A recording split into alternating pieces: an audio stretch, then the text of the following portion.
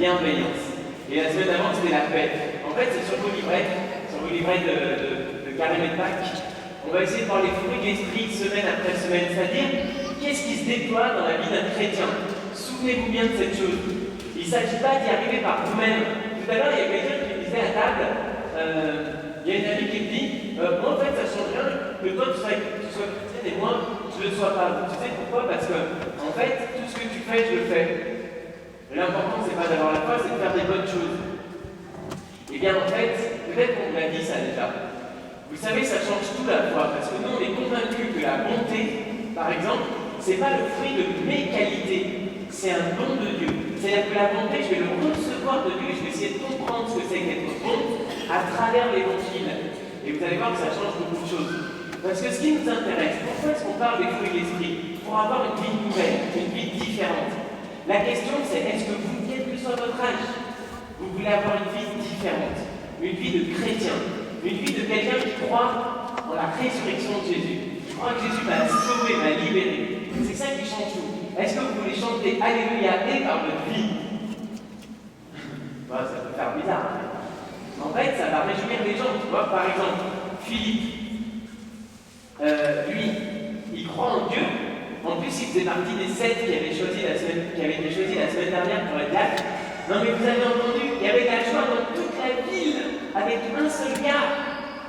C'est pas fort. Un seul d'entre vous qui vit vraiment la foi, il y a tout le monde qui est heureux. Qui essaye, franchement, on relève le défi, non? Il faut le faire. Alors, qu'est-ce qu'il faisait? Les mêmes œuvres que Jésus, même de plus grandes encore. Vous vous souvenez, c'était l'évangile de la semaine dernière. Si tu crois, tu peux faire les mêmes choses que Jésus, les mêmes œuvres et de plus grandes. Tu pourras, il y a le mal qui va habiter le cœur de quelqu'un, tu vas l'en libérer. Il y a la maladie qui va le presser, tu vas l'aider.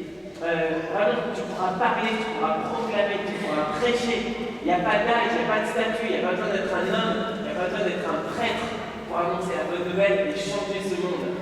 C'est trop beau de voir que ce que Jésus avait promis la semaine dernière, on le voit dans l'évangile. J'espère que ça va se voir dans vos vies. Que ça se voit déjà dans vos vies. Et la question toujours, c'est donc comment avoir vraiment une vie nouvelle. Et on voit dans toutes les œuvres de bonté que nous pouvons faire à la manière de Philippe dans nos vies. On peut vraiment faire des œuvres de bonté. Tout le monde peut donner à manger à celui qui a faim, mais celui qui le fait parce qu'il sait que toute nourriture vient de Dieu, que sa vie vient de Dieu, que sans la prière, sans l'amour de Dieu, il ne pourrait pas le faire, et bien il ne le fait pas de la même manière. En fait, une vie chrétienne, c'est une vie qui part de la bonté de Dieu, qui part des dons de l'Esprit, qui part de l'Évangile. Et je vais vous montrer 2 autres manières de vivre une vie différente. Donc il y a la manière de Philippe qui faisait les mêmes œuvres que Jésus, même de plus grand encore, et qui réjouissait toute la ville. Vous avez noté ça, c'est bon? La bonté qui vient de l'Esprit Saint, elle fait la différence entre quelqu'un de bon et quelqu'un de bon. Ouais. Enfin, vous expliquer aux enfants. La deuxième chose, c'est que, en fait, l'Esprit Saint donne des valeurs. L'Esprit caractérise les valeurs. Je vais expliquer. Est-ce qu'il y a une morale chrétienne? Question de théologie, hein? Non, il n'y en a pas en fait. Pas vraiment. Pourquoi? La valeur, ça ne marche pas. Regardez, hier soir, j'étais avec des gens qui me disaient écoutez, ce qui est détestable avec la religion chrétienne, c'est que c'est de la morale. Je dis ah oui, ça, c'est vrai que c'est pas très drôle. Surtout qu'il s'agit de Jésus. Il dit oui, par exemple, il y a des gens, ils viennent à l'église et ils ne sont pas bien. Ah, je dis ah non. Vous ne voulez pas que la religion soit morale, mais vous n'aimez pas que les gens aillent à l'église et ils ne sont pas bien. En fait, vous voulez que la religion soit morale. Vous voyez le truc? La plupart des gens qui disent, qui jugent les chrétiens qui vont à l'église, c'est des gens qui ne voudraient pas qu'on juge les gens. Alors, du coup, je disais, mais en effet, qu'est-ce qui compte le plus? Ils me disent ce qui compte le plus, c'est les valeurs. Alors je dis, par exemple, donnez-moi une valeur. Vous connaissez des valeurs? Alors il dit, par exemple, le respect. Ah oui, ça c'est vrai, le respect. Ok. Sauf qu'il y a des choses qui ne sont pas respectables. Il y a des choses qui sont vraiment craigneuses. C'est comme la tolérance, vous voyez, tout n'est pas tolérable. Alors qu'est-ce qui fait qu'à un moment je m'arrête de tolérer? Qu'est-ce qui fait qu'à un moment je me dis non, ça attention, le respect va couvrir quelque chose de mauvais. Qu'est-ce qui va diriger cette valeur? Vous voyez le problème? Il faut bien trouver ce qui va donner sens à ces valeurs. Nous, c'est l'évangile. Et toi, c'est quoi? Ah bah, vous verrez, ils seront mal. Hein. Mais il faut leur dire, il faut les provoquer, parce que c'est pas tout dire c'est la valeur. Bien sûr que c'est super d'être bon.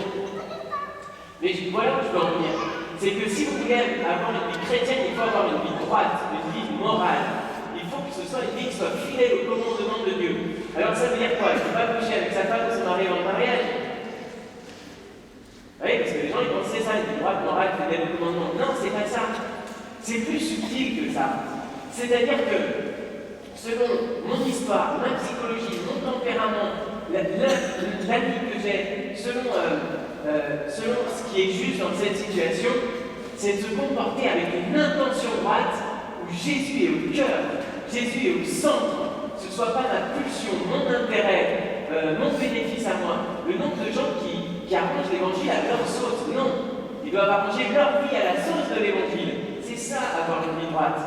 Maintenant, ce qui est bizarre, c'est que dans une situation, l'évangile va me faire un choix, et dans une autre situation, le choix opposé.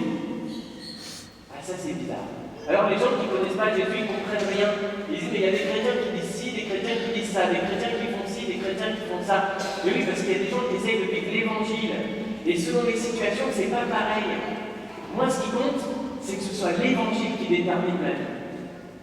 Vous voyez, c'est l'Esprit Saint qui donne de la valeur aux valeurs. L'Esprit Saint. C'est pour ça que, autant le baptême, il nous fait faire des œuvres bonnes, parce qu'on essaie de vivre en enfant de Dieu, autant la confirmation, c'est le sacrement qui fait qu'on n'est plus des enfants dans la foi. Cette fois, on veut vraiment vivre de l'Esprit Saint, des fruits, des dons de l'Esprit. Alors, si vous n'avez pas été confirmé, vous êtes encore un bébé dans la foi. Vous avez la foi de vos parents. Mais des fois, on a 60, 70 ans et on est encore un bébé dans la foi. On n'a toujours pas reçu la confirmation. Vous pouvez prendre note, hein. L'an prochain, on recommence. Vous pouvez bien vous inscrire. Et donc, c'est important de chercher à faire des œuvres bonnes, à vivre selon les commandements de Dieu, à aimer Dieu et son prochain comme soi-même.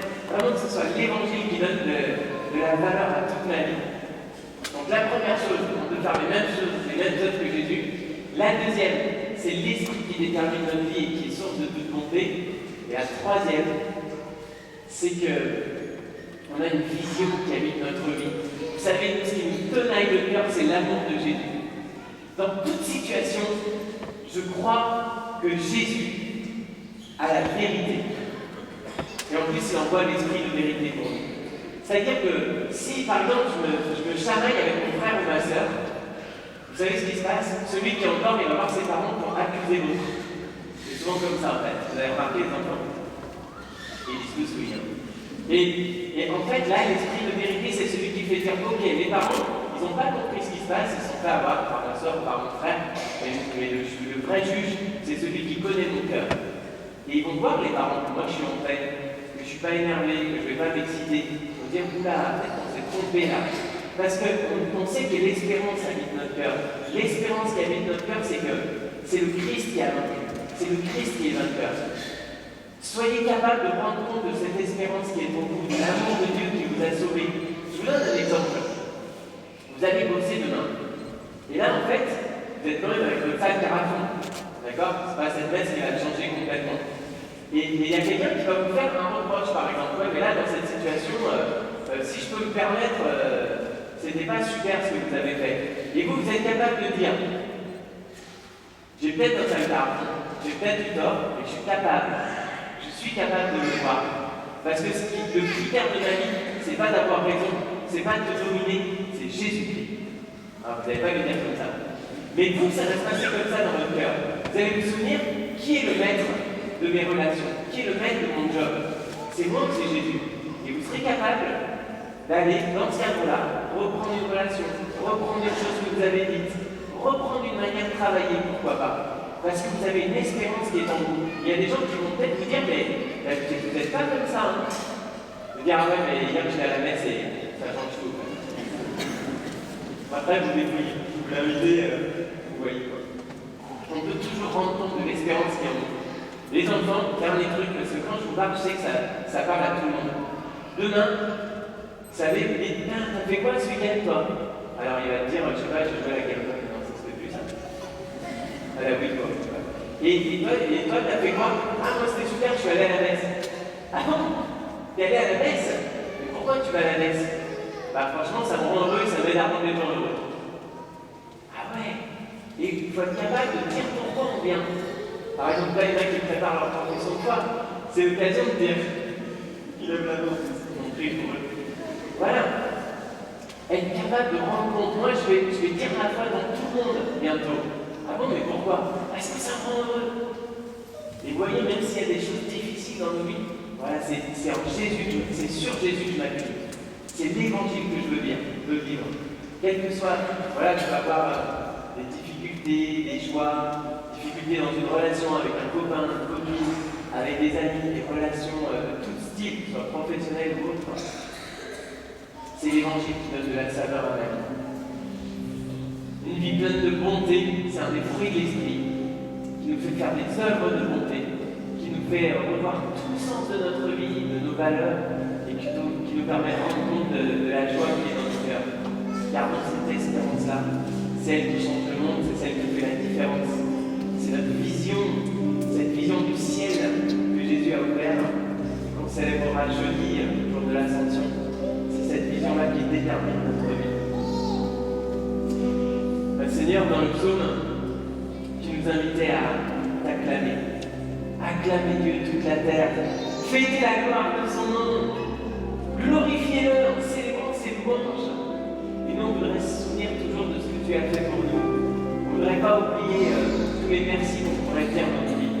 Merci pour nos parents. Merci pour nos frères et sœurs. Merci parce qu'on a pu manger ce midi.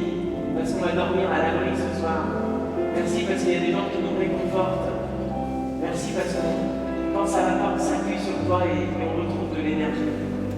Seigneur, dans l'évangile, tu dis qu'il ne faut pas attendre que tu te manifestes pour qu'on croit en toi. Au contraire, c'est si on croit en toi que tu te manifesteras à nous. Mais c'est pas simple, Seigneur. Demande que par nos frères tu te manifestes à nous, par ta parole, par la paix du cœur. Seigneur, on demande ce soir que tu manifestes ta présence. Tu as dit que si on croyait en toi, si on voulait vivre fidèlement l'évangile, tu te ferais connaître, tu te ferais voir, tu te manifesterais. C'est ce qu'on te demande ce soir. Viens te manifester dans notre vie.